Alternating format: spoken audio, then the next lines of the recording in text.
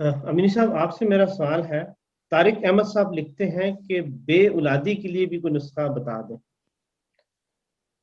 یہ ہے کہ بے اولادی کے لیے مرد اور عورتوں کو ہی ان کا استعمال کرنا چاہیے، نہ کہ صرف ایک عورت کو۔ اگر ان کے اندر ہارمونس بیلنس میں ہیں اور ڈاکٹر نے بتایا کہ ہر چیز نارمل ہے، تو اس کا ایک بہت بڑا باب ہے جس کے لیے ان کو ایک لیکچر چاہیے ہوتا ہے کہ بھی آپ کہاں غلطی کر رہے ہیں۔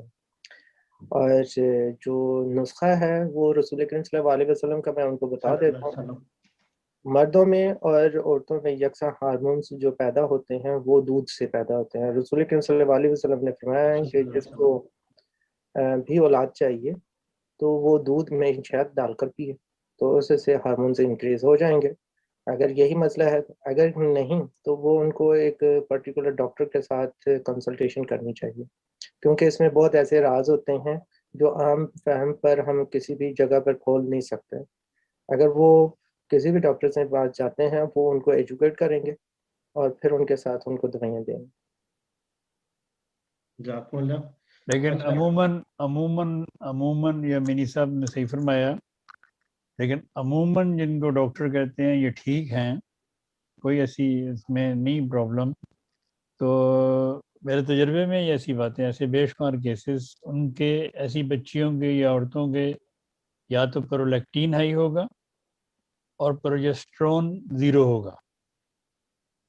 تو اس طرح اور بھی کچھ ہارمونز ہیں، لیکن یہ دو ہارمونز تو میں نے اکثر عورتوں میں دیکھے، پرولیکٹین ہائی ہوتا ہے، پروجسٹرون ان کا زیرو ہوتا ہے، اور ڈاکٹر صاحبان کہتے ہیں جی کہ سب کچھ ٹھیک ہے، کوئی مسئلہ نہیں ہے، آپ ٹرائی کریں، آئی وی ایف کروا لیں۔ بھئی آئی وی ایف کیسے ہوگا جب مطلب قدرتی طور پہ نہیں ہو سکتا تو مصنوعی طور پہ کیسے ہو سکتا؟ مصنوعی طور پہ بھی تبھی ہوگا نا اگر سارا کچھ ٹھیک ہے۔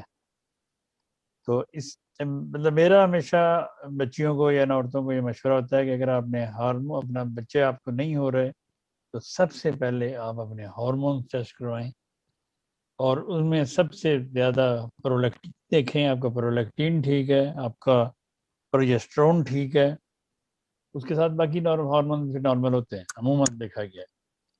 تو یہ اگر ہارمونز آپ کے ٹھیک ہیں تو پھر اگر نہیں ہو رہا بچہ آپ کو تو پھر وہ خدا کی مرضی ہے، کیونکہ اولاد تو خدا نے دینی ہے۔ تو لیکن میں نے بے شمار کیسز میں، بے شمار ان گنت کیسز میں نے دیکھا ہے کہ پروجسٹرون کم ہوتا ہے، پرولیکٹین ہائی ہوتا ہے، تو ان کو اولاد نہیں ہوتی۔ پھر جب میں نے ان کو ہومیوپیتھک دوائیوں سے یہ دونوں دوائیں دیں، دونوں ہارمونز کھلائے ان عورتوں کو، تو اللہ ماشاء اللہ، اللہ کے فضل سے سبھی پریگنٹ ہو گئے۔